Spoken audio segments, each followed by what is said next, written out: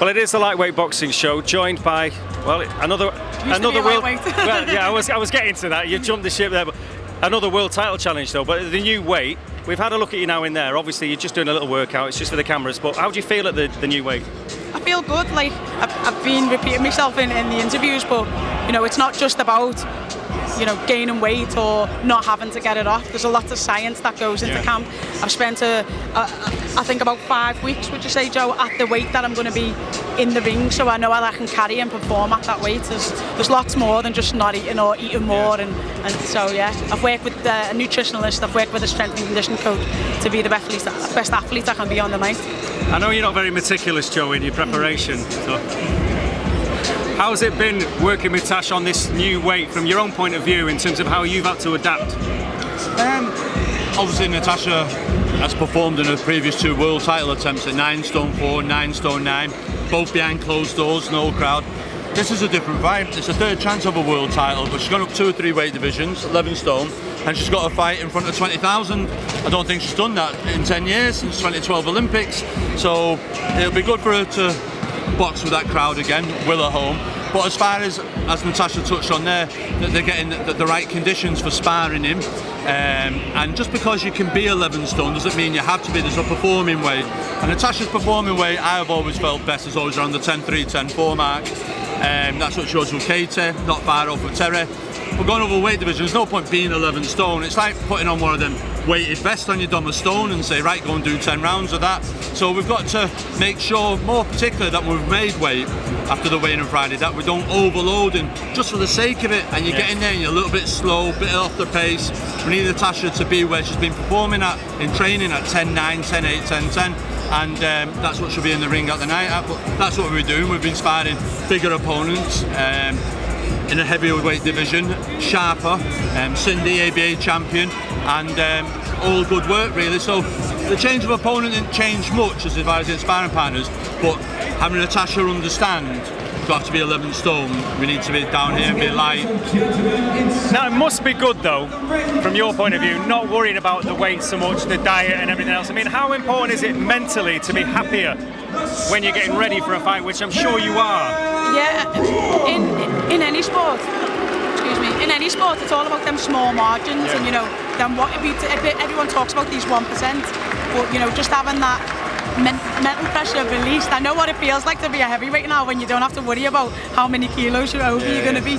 So it's been a good camp. Now the challenge that you got, late change of opponent, nothing changed is your message, wasn't it, when you realised there was going to be a late change. But what, I'm sure you've obviously looked into Namus and what she's going to present that the Polish girl wasn't. So how do you adapt, or has there been much adaptation in the way you're going to prepare in these last few days? I think in a shot selection, what she throws. You've got to remember she's a former world champion. She's been involved in world title fights, undisputed world title fights, and she went the distance with Cecilia Brackhouse, so it's got distance written all over this. Natasha realises she's got to box. That's why 10 years ago she was in the Olympics. She's got a boxing brain, and she's got to use that come Saturday night, not let the emotion of the crowd, not let the emotion of her family get to her. There's a job to do. I wish, to be honest, this was behind closed doors, because Natasha's 2 best performances have been behind closed doors, so, but it isn't, and this is how it is. So she's got to stay focused, don't get carried away. This girl, it's a chance for her to become a 2-time world champion.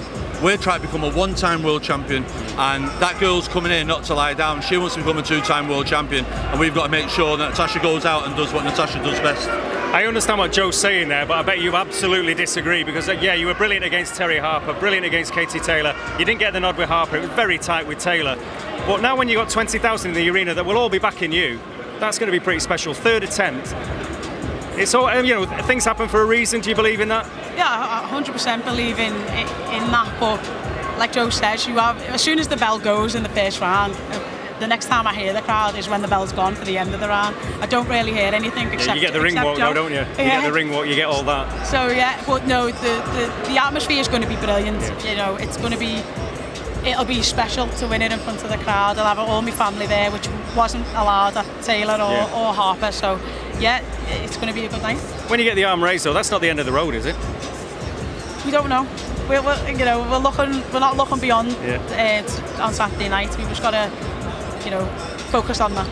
And what about, we've just seen Kell Brook there just doing his workout. He got a few boos, as you would imagine. He's in Manchester, it's a lot closer to Bolton than Sheffield. What do you think of the main event?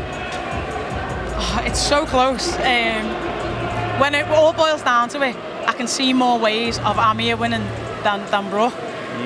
But this is boxing, and as we know, it only takes one shot, and Kell has got that one shot. But personally, just brain-wise, I'd probably say Khan. Joe? Listen, this is like an old pay-per-view, Dom. Joe, when you're in the pub and the boxing's on my phone, this is what it feels like. No one wants to miss it. Yeah. Amir, you've seen it on the documentaries, the gloves are off, it's under Kell's skin, Kell's seething, and it's happening.